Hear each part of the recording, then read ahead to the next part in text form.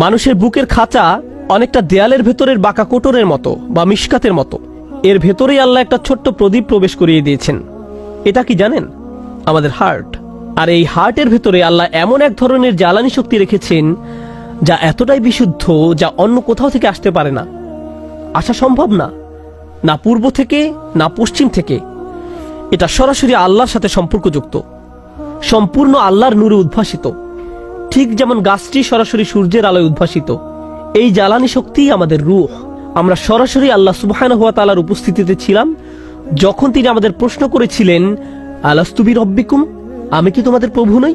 আমরা উত্তর দিয়েছিলাম, ক্বালু বালা শাহিদনা, হ্যাঁ আমরা সাক্ষ্য দিচ্ছি যে আপনি আমাদের প্রভু। আল্লাহ ওই নূরের বিশুদ্ধ জ্বালানি শক্তি নিয়ে আপনাকে আমাকে বানিয়েছেন। আপনার আমার মতো প্রদীপের ভেতরে সেই নূর বসিয়েছেন। আপনার এবং আমার ঠিক কেন্দ্রস্থলে রয়েছে জ্যোতি, সর্বাপেক্ষা বিশুদ্ধ জ্যোতি। এর চারিপাশের গ্লাস ময়লাযুক্ত নাকি পরিষ্কার? খুবই পরিষ্কার, তাই না? মানুষ যখন পাপ কাজ করে তখন তার হৃদয় কেমন হয়ে যায়? তখন গ্লাসটি ময়লাযুক্ত হতে থাকে, আরো বেশি ময়লাযুক্ত হতেই থাকে, এমনকি শেষ পর্যন্ত অন্ধকারাচ্ছন্ন মিশমিশে কালো হয়ে যায়। আল্লাহ আপনাকে প্রথম অবস্থায় ময়লাযুক্ত অন্তর দেননি। যেমন অন্য ধর্মের লোকেরা বলে আমরা নাকি আদি পাপ নিয়ে জন্মগ্রহণ করেছিলাম। আমরা আসলে পরিচ্ছন্ন হৃদয় নিয়ে জন্মগ্রহণ করেছিলাম।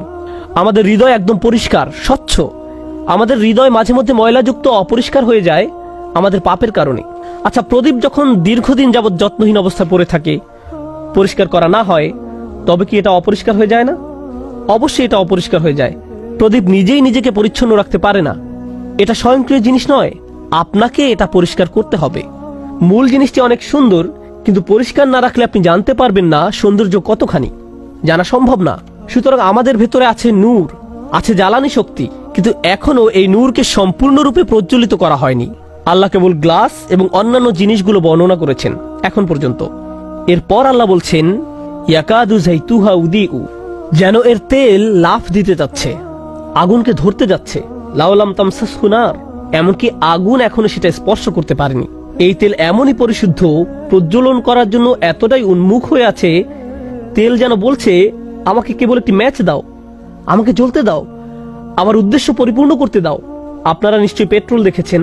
যদি কখনো পেট্রোলে আগুন ধরাতে চেষ্টা করেন, দেখবেন মনে হয় যেন এটা আগুনের দিকে ঝাঁপ দিচ্ছে, আগুনের স্পর্শ পেতে মরিয়া হয়ে আছে।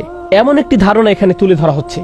এরপর আল্লাহ বলেন, নূরুন আলা নূর, নূরের উপর নূর। এর দ্বারা কি বোঝায়? এর দ্বারা বহু কিছু বোঝায়। আমি শুধু এখানে আপনাদের সাথে অল্প কয়েকটি বিষয় আলোচনা করব। আমাদের ভিতরে অবাক করা এক প্রদীপ রয়েছে। এই বাতি নিজে নিজেই জ্বলতে পারে, কিন্তু সম্পূর্ণরূপে নয়। এমনকি এর চারপাশের স্বচ্ছ কাজকেও বাতির মতো মনে হয়। যখন আল্লাহর ওহির আলো আমাদের কর্ণকুহরে প্রবেশ করে, যখন সাহাবারা রাসূল সাল্লাল্লাহু আলাইহি সাল্লামকে কোরআন তেলাওয়াত করতে দেখতেন এবং এই দেখার মাধ্যমে ওহির আলো তাদের চোখ দিয়ে হৃদয়ের গভীরে প্রবেশ করত, আমাদের অন্তরে ইতিমধ্যে জ্বালানি বিদ্যমান আছে, তখন ওহির আলোর একটুখানি স্পর্শের ফলেই দুই আলোর সম্মিলনে হৃদয়ের গহীনে আলোর এক বিস্ফোরণ ঘটে।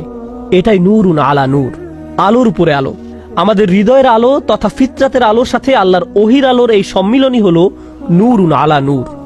এই দুই ধরনের আলোকে একসাথে মিলিত হতে হবে। চলুন আরো সামনে যাই। আমরা কখন আলো জ্বালাই? রাতের সময়। আল্লাহ যখন তার সূর্যের আলো নিয়ে নেন, আল্লাহর আলোর অনুপস্থিতিতে আমাদের নিজেদের বাতির দরকার হয়। আমাদের বাতির জ্বালানির সাথে আবার সূর্যের একটা সরাসরি সম্পর্ক রয়েছে। সূর্যের আলোর সাহায্যে এর জ্বালানি তৈরি হয়েছিল, যেন সূর্যের অনুপস্থিতিতেও আলো প্রজ্বলিত করার একটা ব্যবস্থা থাকে। একজন বিশ্বাসী এবং তার হৃদয়ের আলো তমস্যাচ্ছন্ন সময়ের জন্য অত্যাবশ্যক। এখন যেহেতু আকাশ থেকে ওহির আলো অবতীর্ণ হয় না, তাই এখন আমি আর আপনি এই অন্ধকারাচ্ছন্ন পৃথিবীর আলোর উৎস। এই কোরআনের আলো শুধু আপনার নিজের জন্য নয়, এই আলো আপনার প্রতিবেশীর জন্য, আপনার পরিবারের জন্য, আপনার আশেপাশের সবার জন্য। যদি একটি বাতি তার চারপাশ আলোকিত করতে না পারে, তাহলে এই বাতি থাকা আর না থাকা একই কথা। বস্তুত আল্লাহ এই বাতি এবং তার চারপাশের গ্লাসকে একটা উজ্জ্বল তারকার সাথে তুলনা করেছেন। যখন তারার কথা ভাবেন, তখন কি আকাশের কথা মনে হয় না? ইমাম আল রাজি রাহিমাহুল্লাহ এই আয়াত সম্পর্কে বলেন, আকাশের অধিবাসীরা অর্থাৎ ফেরেশতারা পৃথিবীর প্রজ্বলিত আলোর দিকে তাকায়, আর জমিনের অধিবাসীরা আকাশের প্রজ্বলিত তারকারাজির দিকে তাকায়। এখানে আল রাজি রহমতুল্লাহ আলাইহি কি দৃশ্যমান আলোর দিকে তাকানোর কথা বলেছেন? না, দৃশ্যমান আলোর কথা বলেননি।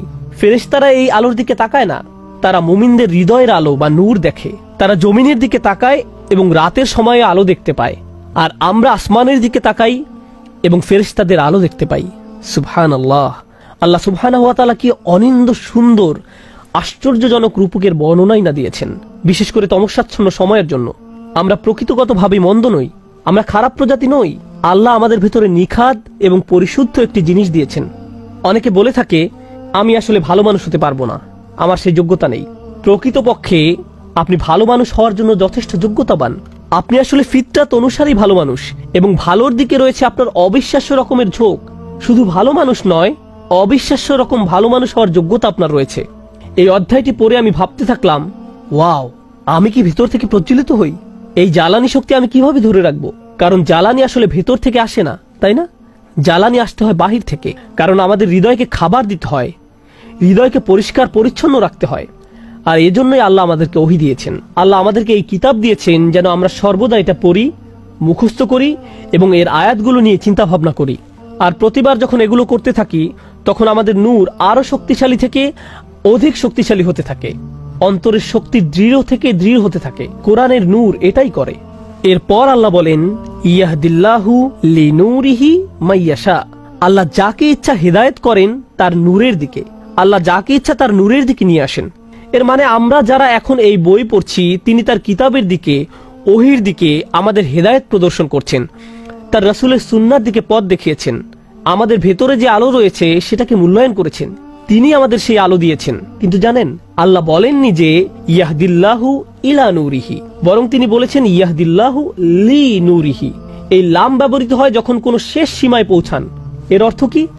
আপনি আমি যখন আল্লাহর রহমতের শেষ দিবসে জান্নাতের দরজায় যাব, আমরা তখন কি বলবো?